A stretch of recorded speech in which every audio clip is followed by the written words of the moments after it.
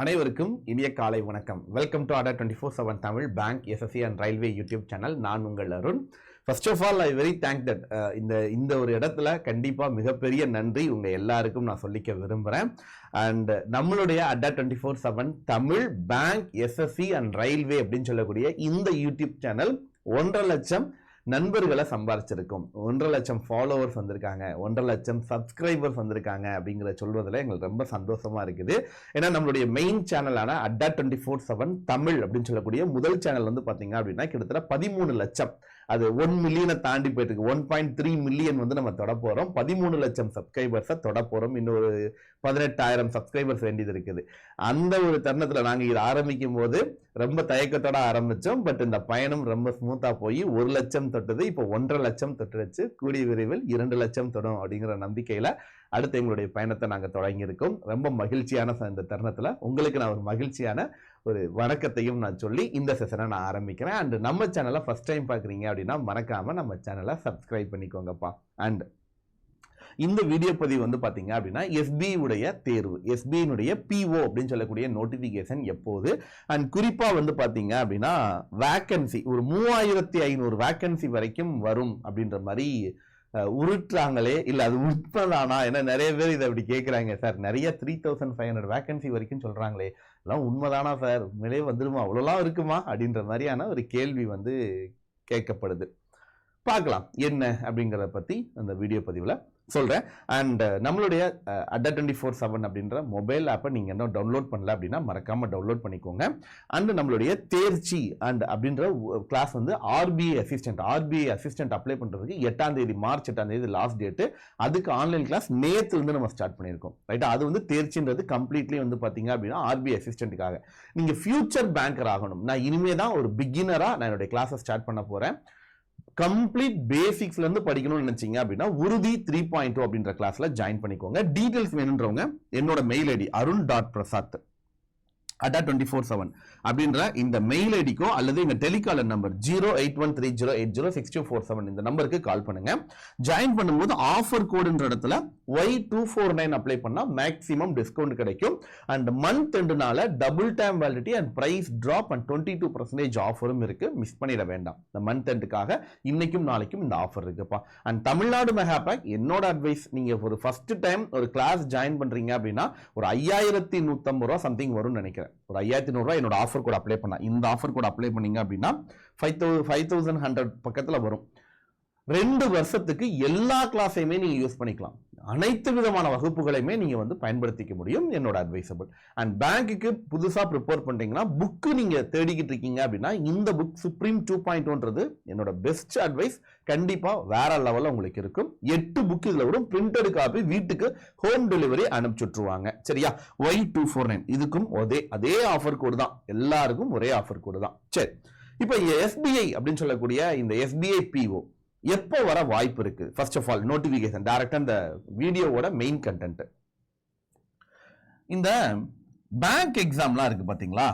இந்த bank exam எப்படி நடத்தணும் அப்படின்னு ஒரு லிஸ்ட் அவுட் கொடுத்திருக்காங்க. அதாவது நமக்கு ஃபர்ஸ்ட் வந்து எஸ்பிஐ தான் வரணும், அதுக்கு அடுத்து ஐபிபிஎஸ் வரணும், அதுக்கப்புறம் தான் ஐபிபிஎஸ் ஓட ஆர்ஆர்பி வரணும் அப்படின்ற மாதிரி ஒரு லிஸ்ட் சொல்லியிருக்காங்க.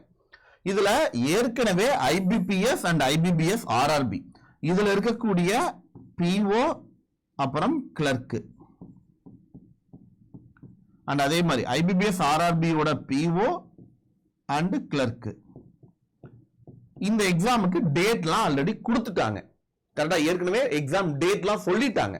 ரைட்? அப்ப வெயிட்டிங்னு பார்த்தோம்னா இவங்க ரைட்டா இதுல வந்து 2 பேர் இருக்காங்கல்ல. யாரு? ஒன்னு வந்து பிஓ ரைட்டா, இன்னொரு வந்து கிளர்க். இவங்க 2 பேருக்கு தான் வெயிட்டிங். இவங்களோட எக்ஸாம் டேட்லாம் ஆல்ரெடி வந்துருச்சு. கரெக்டா? எக்ஸாம் டேட்லாம் ஆல்ரெடி வந்துருச்சு. கரெக்டா? இதுல எக்ஸாம் அப்படின்னு நம்ம பார்த்தோம் அப்படின்னா நமக்கு ஆகஸ்ட், அதுக்கப்புறம் வந்து நமக்கு ஆரம்பிக்க செப்டம்பர்ல வந்து வர மாதிரி கொடுத்துருக்காங்க. நமக்கு நோட்டிபிகேஷனோட எக்ஸ்பெக்டேஷன் அப்படின்னு பார்க்கும்போது ஜூலை எண்டுல நமக்கு கிடைக்கும் அப்படின்ற மாதிரி. அப்ப அந்த ஜூன் ஜூலைல இதனுடைய எக்ஸாம் நடக்க வாய்ப்பு இருக்குன்றத நான் நிறைய தடவை ஆரம்பத்துல இருந்து சொன்னேன். நோட்டிபிகேஷன் அப்படின்னு நம்ம பார்க்கும்போது இவங்க ரெண்டு பேருமே ரைட்டா எக்ஸ்பெக்டேஷன் வந்து பாத்தீங்க அப்படின்னா நோட்டிபிகேஷன் வந்து நமக்கு ஏப்ரல் லாஸ்ட் டு மே மந்த்ல இதுக்கான நோட்டிபிகேஷனை ரிலீஸ் பண்ணிட்டு ரைட்டா எக்ஸாம் அப்படின்னு நம்ம பார்க்கும்போது ஒரு ஜூன் டு ஜூலைல நடக்க வாய்ப்பு இருக்கு. எக்ஸாம் வந்து நடக்க சான்ஸ் இருக்குது. First one. கிளர்க்கை பொறுத்த வரைக்கும் பார்த்தோம் அப்படின்னா மேபி எனக்கு தெரிஞ்சு ஜூன் டு ஜூலைக்குள்ள வரலாம். ஜூலைல வந்து ஒருவேளை செப்டம்பர்ல இந்த எக்ஸாம் இருக்கலாம். இது வந்து நமக்கு நோட்டிபிகேஷன் அண்ட் எக்ஸாம் இருக்கலாம் அப்படின்னு தெரிய வருது. ஏன் அப்படின்னா அந்த செப்டம்பர் அப்படின்றதுல பெருசா எக்ஸாம் எதுவுமே கிடையாது. நடுவில் ஒரு பிளாங்க் ஸ்பேஸ் வந்து நமக்கு கிடைக்குது. ஸோ ஒருவேளை அந்த டைம் பீரியட்ல இதோட பிலிமினரி எக்ஸாம் அவனோட மெயின்ஸ் எக்ஸாம் ஏன்னா இது நடத்தினாலே 2 வாரம் 3 நாள் மினிமம் தேவைப்படும். எஸ்பிஐக்குலாம் 4 நாள் தேவைப்படும். 2 வீக் முழுசா தேவைப்படும். அப்ப அந்த வாரங்கள்ல எக்ஸாம் நடப்பதற்கு வாய்ப்புகள் ஒருவேளை இருக்கலாம் அப்படின்ற மாதிரி நம்ம எதிர்பார்த்துட்டு இருக்கோம். ரைட். இப்போ இது ரைட் சார் ஓரளவுக்கு அப்ப இவனுக்கு முன்னாடி ஐபிபிஎஸ் நோட்டிபிகேஷன் வர்றதுக்கு முன்னாடி எஸ்பிஐ கண்டிப்பா கொடுத்துவே ஆகணும். ஏன்னா அது ஆல்ரெடி சொல்லிட்டாங்க அப்படிதான் வரணும்ன்றத சொல்லிட்டாங்க. அப்ப அப்படி வந்துடும். ரைட். இது ஒரு வகை இருக்கட்டும். வேகன்சி அப்படின்னு நம்ம பார்க்கும்போது ரைட்டா அந்த எஸ்பிஐ பிஓ எஸ்பிஐ உடைய பிஓல வேகன்சி நமக்கு 3500 வரைக்கும் வர வாய்ப்பு இருக்கு. அப்ராக்சிமேட்லி 3500 வரைக்கும் வர வாய்ப்பு இருக்கு.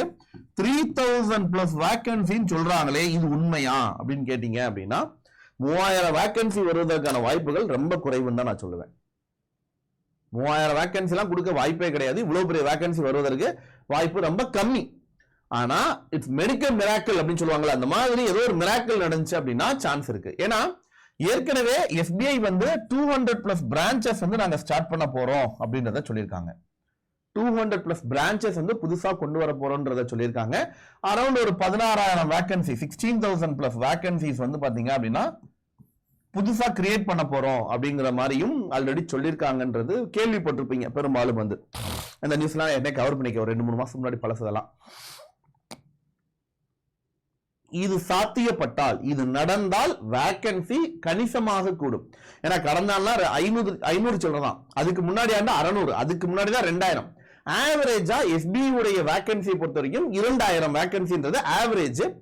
3000 வேகன்சி வந்ததே இல்லையான்னு கேட்டா வந்திருக்குது. 2020-21 அந்த காலகட்டங்கள்ல ஒரு 3000 வேகன்சி வரைக்கும் வந்திருக்குது. வந்ததே இல்லைன்னு கிடையாது. பட் சமீப காலங்கள்ல கொஞ்சம் குறைக்கப்பட்டிருக்கு. சோ இந்த தடவை ஒருவேளை வரலாம். பட் என்னோட எக்ஸ்பெக்டேஷன் ஒரு 1500 வேகன்சி வரைக்கும் அதிகபட்சம் கொடுக்கலாம். பட் 200 பிரான்ச்சஸ் புதுசா கிரியேட் பண்ணால் கரெக்டா மேபி இது வந்து நடக்க வாய்ப்பு இருக்கு. ஆனா புது பிரான்ச் எப்பவுமே எக்ஸ்டெண்ட் பண்றாங்க அப்படின்னா கிளரிக்கலோட வேகன்சி தான் அதிகமா இருக்கும். மொத்தமே உங்களுக்கு 16000 கிட்டத்தட்ட வேகன்சி அவங்க சொல்லியிருக்காங்க. அந்த 16000 கிட்ட வேகன்சியில கிளரிக்கல் வேகன்சியே வந்து அதிகமா இருக்கும் ஆல் ஓவர் இந்தியா ஃபுல்லா. பிஓவோட வேகன்சி வந்து கம்மியா தான் இருக்கும். ஏன்னா ப்ரமோஷன்ல ஆல்ரெடி கிளரிக்கல் கேடர்ல இருந்து ஸ்கேல் 1 ஆபீசரா போறவங்க நிறைய பேர் இருப்பாங்க. அவங்களுக்கு ரெண்டாவது அவங்களுக்கு ஆல்ரெடி எக்ஸ்பீரியன்ஸ் கேண்டிடேட் தான் புது பிரான்ச்சஸ் போடும்போது அங்க போனா நல்லா இருக்கும்னு அவங்க எதிர்பார்ப்பாங்க. ரைட்டா? ஃப்ரெஷ் கேண்டிடேட் கொண்டு போய் நியூ பிரான்ச்சஸ்ல யாருமே போட மாட்டாங்க. நியூ பிரான்ச்சஸ் அப்படின்றது பெரிய பிரான்ச் எல்லாம் ஓபன் பண்ண மாட்டாங்க. சின்ன சின்ன ஊர்கள்ல ஒரு 4-5 நபர்கள் வேலை பார்க்கக்கூடிய பிரான்ச்சஸ் தான் பெரும்பாலும். இப்ப எங்க ஊர்லயே வந்து ஒரு சாதாரண ஒரு நகராட்சி தான், பெரிய ஊர்லாம் கிடையாது. ஆல்ரெடி ஒரு பிரான்ச் வந்து இருந்தது. இப்ப டவுன் பிரான்ச் அப்படின்னு சொல்லி ஊருக்குள்ள ஒன்னு கிரியேட் பண்ணிருக்காங்க. ரைட்டா? அது வந்து ஃபார் எக்ஸாம்பிள் அது வந்து பாத்தீங்க அப்படின்னா நார்த் எண்ட்ல இருந்துச்சு அப்படின்னா இது சவுத் எண்ட்ல ஒன்னு ஓபன் பண்ணிருக்காங்க. அந்த ஊரோட நார்த் பகுதியில இருந்து இருக்கு, சவுத் பகுதியில ஒன்னு கிரியேட் பண்ணிருக்காங்க. அந்த பிரான்ச்சஸ் மெயின் பிரான்ச்சஸை பொறுத்த வரைக்கும் பார்த்தோம் அப்படின்னா எனக்கு தெரிஞ்சு ஒரு 40 to 50 நபர்கள் வேலை பார்க்கக்கூடிய அளவுக்கு ஒரு பெரிய பிரான்ச். கவுண்டரே வந்து பாத்தீங்கன்னா 10 கவுண்டர் இருக்கும். ரைட்டா? ஒரு பெரிய பிரான்ச்சா இருக்கும். ரைட்? இப்போ ஓபன் பண்ணிக்கிறது வந்து பாத்தீங்க அப்படின்னா வந்துட்டு ஒரு 4 நபர்கள் மட்டுமே. ஒரு மேனேஜர், அந்த பிரான்ச்சுக்கு ஒரு மேனேஜர் இருக்காரு, ஒரு கேஷியர் இருக்காங்க, அப்புறம் ஆபீஸ் அசிஸ்டன்ட் ஒருத்தர் இருக்காரு, அது போக வந்து எக்ஸ்ட்ரா கிளரிக்கல் கேடர்ல ஒருத்தவங்க இருக்காங்க, இது போக ஜுவல் இது வைக்கிறதுக்கு ஒருத்தவங்க. ரைட்டா?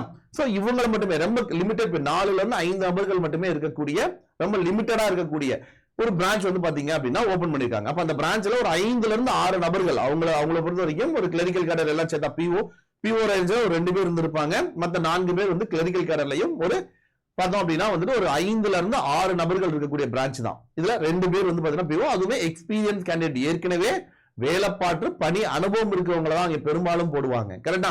அப்படி இருக்கும் பட்சத்தில் அவங்க புது பிரான்ச் 200 ஓபன் பண்ணாலும் கிளரிக்கலுடைய வேகன்சி தான் அதிகமா இருக்குமே தவிர பிஓவோட வேகன்சின்றது ரொம்ப அதிகமா நம்ம எதிர்பார்க்க முடியாது.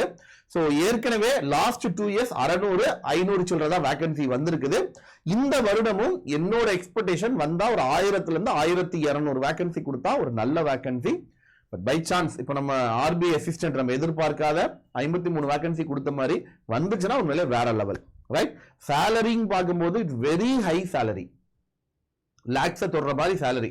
அதனால நல்ல நல்ல காம்படிஷன் வந்து நிறைய இருக்கும். அப்படிலாம் நீங்க எதுவுமே ஃபீல் பண்ண வேண்டாம். ஹை லெவல் டஃப்பான கொஸ்டின் அப்படிலாம் யோசிக்க வேண்டாம். Practice it's well start. இப்போ இருந்து தெளிவா ப்ரிப்பரேஷனை ஸ்டார்ட் பண்ணுங்க. ஃப்ரம் தட் இப்போ இருந்து நீங்க பார்த்தா கூட உங்களுக்கு பிலிமினரி எக்ஸாம் எப்ப நடக்க போகுது நான் சொன்ன மாதிரி ஒரு ஜூன் கடைசி வரைக்கும் டைம் வச்சுக்கலாம். ரைட்டா? அப்ப தாராளமா மார்ச் ஏப்ரல் மே 3 மாசம் தெளிவா இருக்குன்னு வச்சுக்கலாம். ஜூன் ஃபர்ஸ்ட் வீக்ல வச்சா கூட, ஜூன் ஃபர்ஸ்ட் வீக் வர வாய்ப்பு இல்ல, ஜூனோட லாஸ்ட் அப்பா வாய்ப்பு இருக்கு. எப்படி பார்த்தாலும் ஒரு 3-4 மாசம் தெளிவா நம்ம கையில அவகாசம் இருக்கு. சோ பிலிமினரியை பொறுத்த வரைக்கும் குவான்ஸ் ஆப்டிடியூட் 30 கேள்வி தான் வந்திருக்கு. ஏற்கனவே 35 கம்மி பண்ணிட்டாங்க. ரீசனிங் 30 கேள்வி தான். இவங்க 2 பேருமே நமக்கு 30 கொஸ்டின். ஆனா இதுல என்ன அப்படின்னா மார்க்குமே நான் போலாம் 30 60 தான். நீங்க ஐபிபிஎஸ் பொறுத்த வரைக்கும் 30 கொஸ்டின் ரீசனிங்ல 35 கேள்விக்கு கொடுத்திருப்பாங்க, 35 மார்க் கொடுத்திருப்பாங்க. பட் இங்க எல்லாமே 30 தான். இவன் மட்டும் தான். ரைட்டா? இங்கிலீஷ் மட்டும் தான் 40 கேள்வி வருது. இங்கிலீஷுக்கு கொஞ்சம் மோர் ப்ரையாரிட்டி கொடுக்குறாங்க. ஸோ இங்கிலீஷ் லாங்குவேஜ் அப்படின்ற பேப்பர் 40 கேள்வி 40 மார்க், மொத்தம் 100 கேள்வி 100 மார்க். ரைட்டா? அடுத்தது மெயின்ஸ் எக்ஸாம் பொறுத்த வரைக்கும் பார்த்தோம் அப்படின்னா reasoning and computer aptitude, data analysis and interpretation, general economic and banking awareness and finally English language அப்படின்ற 4 சப்ஜெக்டோட இந்த எக்ஸாம் நம்ம எழுதுவோம். டிஸ்கிரிப்டிவ் பார்ட் கண்டிப்பா இருக்கு. ஓகே, டிஸ்கிரிப்டிவ் பார்ட் 50 மார்க், 30 நிமிஷம் டைப் பண்ற மாதிரி இருக்கும். ரைட்? இதுதான் இதோட எக்ஸாம் பேட்டர்ன். இதுக்கு அடுத்து இன்டர்வியூ இருக்குது and GD and psychometric test அப்படின்றதெல்லாம் தனி. ரைட்? ஸோ எக்ஸாம் பேட்டர்னை பொறுத்த வரைக்கும் ஒரு என்ன சொல்றது, ஒரு மற்ற எக்ஸாம் வந்து கொஞ்சம் வித்தியாசமா இருக்கிற ஒரு பேட்டர்ன். பட் கரெக்டா நல்லா ப்ரிப்பேர் பண்ணீங்க அப்படின்னா ஃபர்ஸ்ட் அட்டெம்ப்ட்லயே கிளியரா கேன்சல் பண்ண நல்லா வந்து சூப்பரா வந்து நீங்க எக்ஸாம் கிளியர் பண்ணிட்டு போயிட்டே இருக்கலாம். ரைட்? ஸோ நல்ல டைம் இருக்கு. பொறுமையா இப்போல இருந்து ப்ரிப்பரேஷன் ஸ்டார்ட் பண்ணுங்க. குறிப்பா ஃபைனல் இயர் படிக்கிற ஸ்டூடெண்ட், நீங்க ஃபைனல் இயரா இருக்கீங்க அப்படின்னா இட்ஸ் ரைட் டைம். கரெக்டா இப்போ ப்ரிப்பரேஷன் ஸ்டார்ட் பண்ணிடுங்க. நம்மளுடைய உறுதி 3.0 அப்படின்ற கிளாஸ்ல இருந்து உறுதி 3.0 இப்போ மந்த் எண்டுக்காக double time validity and price drop பல பெனிஃபிட்ஸ் இருக்குது. இட்ஸ் மெயினா வந்து பார்த்தீங்கன்னா ட்ரிபிள் பெனிஃபிட். adda247 என்னுடைய மெயில் ஐடி arun.prasad@247.com. அப்படி இல்லைன்னா 08130806247 அப்படின்ற நம்பர்ல கால் பண்ணலாம். ரைட்?